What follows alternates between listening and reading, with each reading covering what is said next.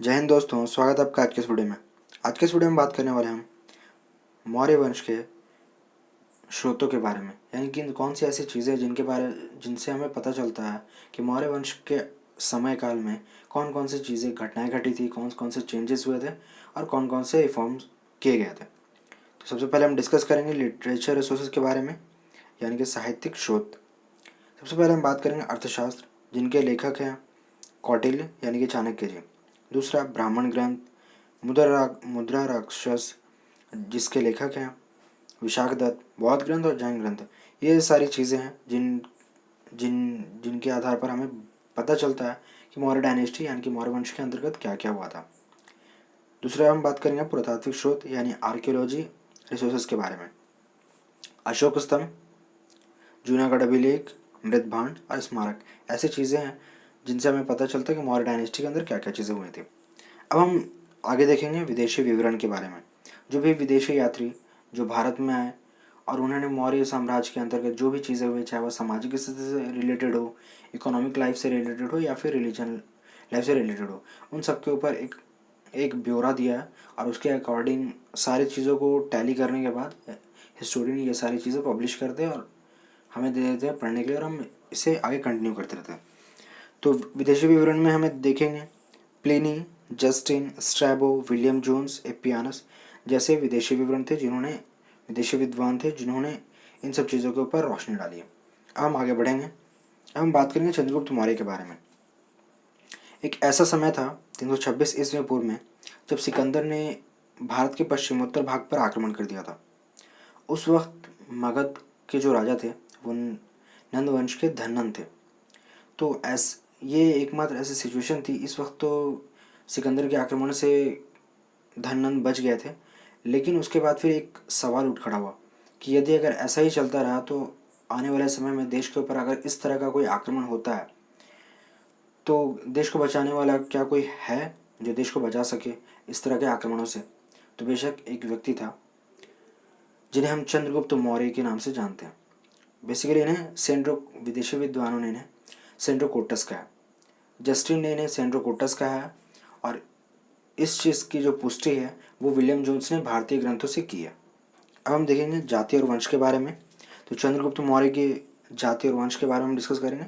तो मुद्रा राक्षस, जिसके लेखक हैं विशाखदत्त, जो मैंने अभी आपको बताया, उसमें उनके अकॉर्डिंग ये बताया गया कि चंद्रगुप्त मौर्य बेसिकली शूद्र थे, लेकिन ब्राह्मण ग्रंथ और बौद्ध ग्रंथों के अकॉर्डिंग ऐसा माना जाता है कि वो ब्राह्मण थे। अब कौन सी बातें सही है, कौन सी बुरी, कौन सी गलत, ये सब के बारे में ज़्यादा बताया नहीं गया। विद्वानों में बहुत ज़्यादा मतभेद है, जिसके कारण हम मुद्रा राक्षस के अकॉर्डिंग इन्हें शूद्र मानते हैं। और इतना तो कहा जा सकता है ये कोई बहुत बड़े फैमिली से बिलोंग नहीं करते थे। अब हम बात करेंगे कि ऐसा क्या हुआ था जो कौटिल्य ने चंद्रगुप्त को ढूंढा। बेसिकली चंद्रगुप्त और कौटिल्य की कहानी बस इतनी है कि कौटिल्य बेसिकली नंद वंश के यानी धननंद के राज दरबार में रहते थे। तो धननंद ने कौटिल्य का एक बार अपमान कर दिया, जिसकी वजह से उन्होंने ये प्रण लिया था कि एक समय आएगा जब मैं तुम्हें बर्बाद करके रहूँगा। उसके बाद फिर कौटिल्य पश्चिमोत्तर यानी कि सिंध और पंजाब की तरफ निकल गए और वहाँ पर उनकी मुलाकात हुई चंद्रगुप्त मौर्य से। तो उन्होंने उनसे ये सारी चीज़ें बातचीत की, उसके बाद फिर प्लानिंग बनाई। उसके बाद फिर उन्होंने सिकंदर के आक्रमण को हटाने के बाद एकमात्र यही थे, इन्होंने क्या किया, धननंद को उखाड़ फेंका और मौर्य वंश की नींव रखी। इसमें इस साम्राज्य को खड़ा करने में कौटिल्य यानी चाणक्य जी और चंद्रगुप्त मौर्य का बहुत बड़ा हाथ था। अब हम बात करेंगे सेल्यूकस के बारे में। सेल्यूकस बेसिकली सिकंदर सिकंदर का उत्तराधिकारी था सिकंदर का उत्तराधिकारी था। तो ये जब सिकंदर की मृत्यु हुई उस वक्त सेल्यूकस निकेटर और एंटियोकस में दोनों के बीच कॉम्पिटिशन हो गया, जिसमें आगे निकल गया सेल्यूकस निकेटर। उन्होंने क्या किया, 312 ईस्वी में बैक्ट्रिया के ऊपर अधिकार जमाया और उसके बाद फिर वो काबुल 304 या 305 ईस्वी के बाद काबुल से निकल करके सिंध और पंजाब की तरफ हमला करने के लिए निकल पड़े, ताकि उन्होंने यही सोचा कि वहाँ पर हमला कर देते, उसके बाद फिर यहाँ का जो भी माल मिलेगा लूट करके अपने साम्राज्य विस्तार में लगाया जाएगा। लेकिन जब सिकंदर का आक्रमण हुआ था उस टाइम पे और चंद्रगुप्त मौर्य के टाइम में, दोनों में सिचुएशन काफ़ी अलग थे। तो युद्ध हुआ सेल्यूकस निकेटर और चंद्रगुप्त के बीच, लेकिन एपियानस के अकॉर्डिंग, एपियानस ये कहते हैं कि उनके अकॉर्डिंग युद्ध ज़रूर हुआ, लेकिन युद्ध में कौन जीता कौन हारा इस चीज़ का जो रिजल्ट था वो सामने आ नहीं पाया, जिसकी वजह से दोनों के बीच ट्रीटी यानी कि संधि हो गई। उसके बाद फिर उन्होंने क्या किया, ट्रीटी होने के बाद सेल्यूकस निकेटर ने अपनी बेटी का विवाह चंद्रगुप्त मौर्य से कर दिया और इसके बदले में कंधार, मकरान, काबुल और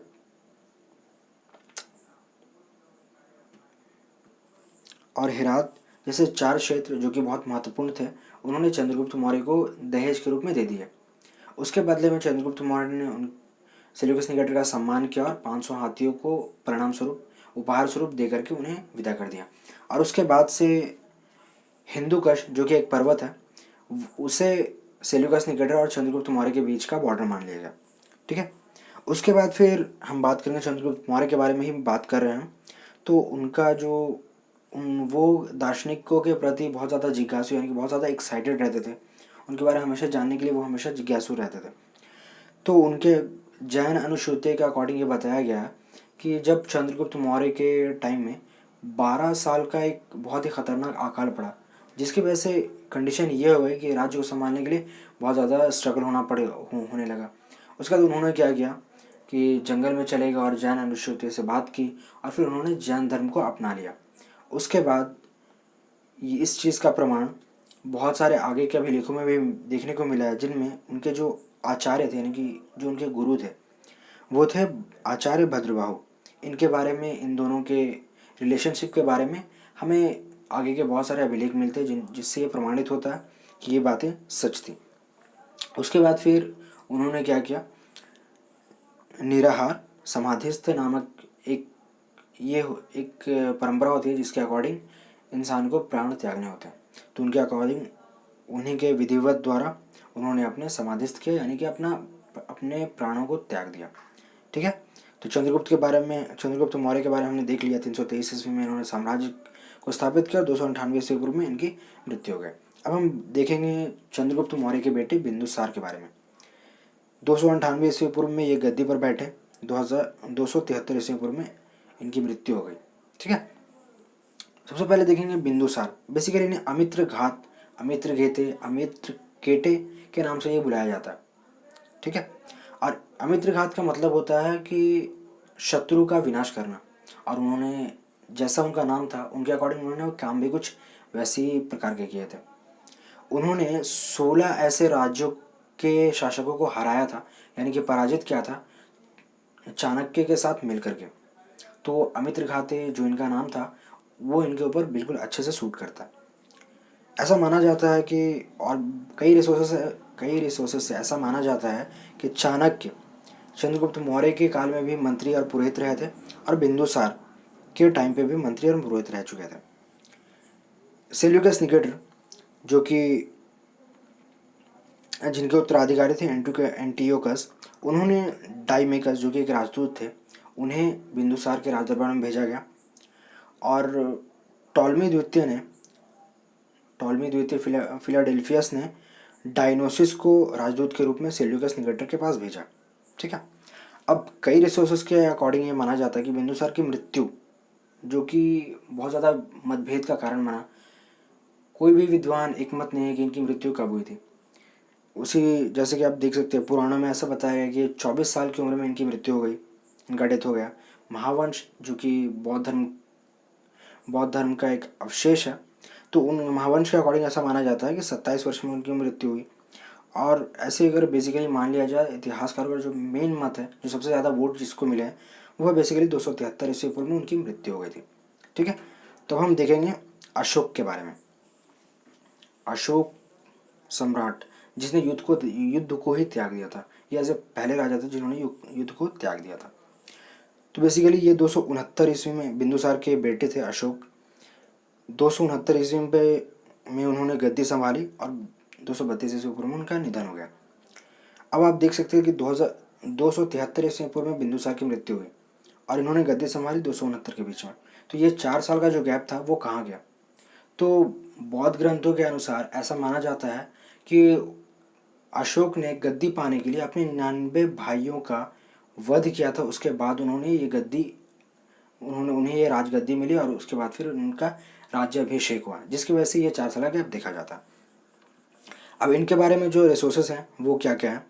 पहला लिटरेचर सोर्स के बारे में अगर बात करें तो वो है बौद्ध ग्रंथ, ठीक है, जो कि बेसिकली संस्कृत और पाली में लिखी गई थी, और शिलालेख स्तंभ। यही दो चीज़ें हैं जो इनके काल में बहुत ज़्यादातर पाई जाती हैं।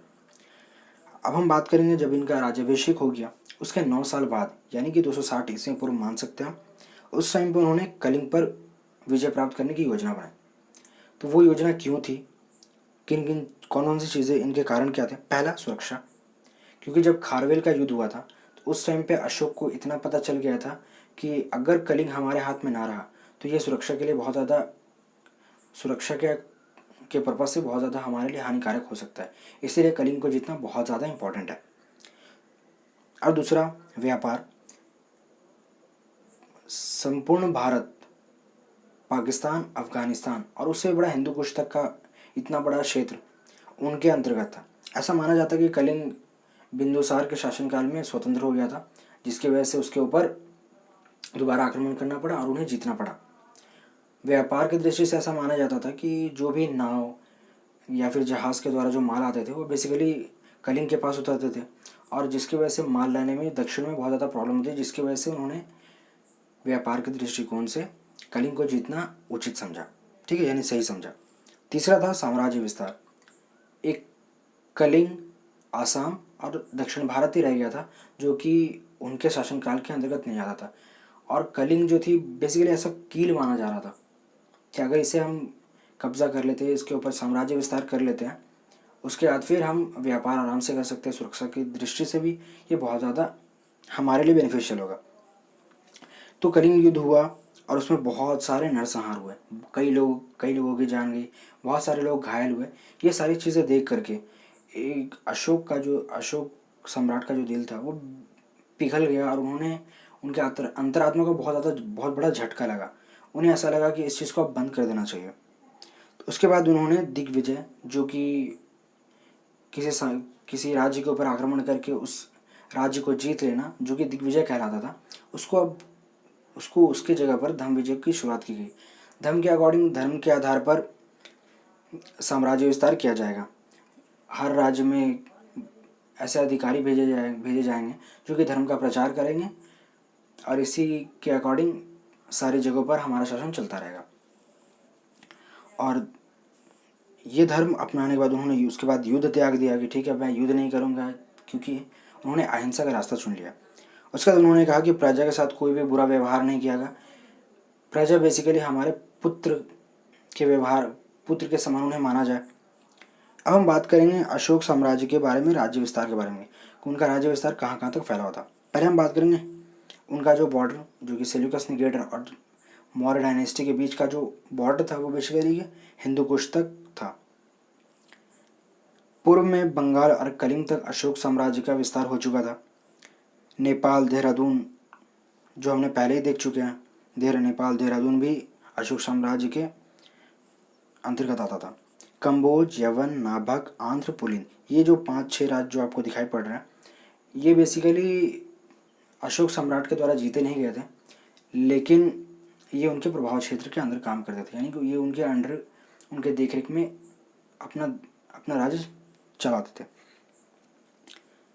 आर्टविक को छोड़ करके, आर्टविक जो राजा था वो बेसिकली हमेशा अशोक सम्राट से लड़ता रहता था, लेकिन उन्होंने युद्ध त्याग दिया था, जिसकी वजह से आर्टविकों को कई बार पराजित भी किया जा चुका था।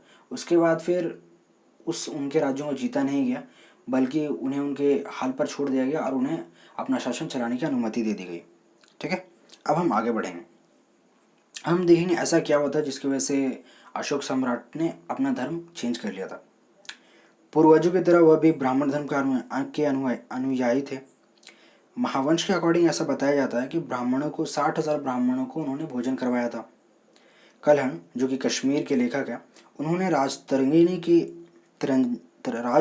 लिखी है। उनके अकॉर्डिंग उनके जो इष्ट देव थे वो बेसिकली शिव जी थे। मौर्य राज्यसभा में विद्वान भाग लेते थे। ये जो राज्यसभा थी इसमें विद्वान सिर्फ इसलिए भाग लेते थे ताकि जितनी भी प्रॉब्लम्स हैं उन सबके ऊपर डिस्कशन किया जाए।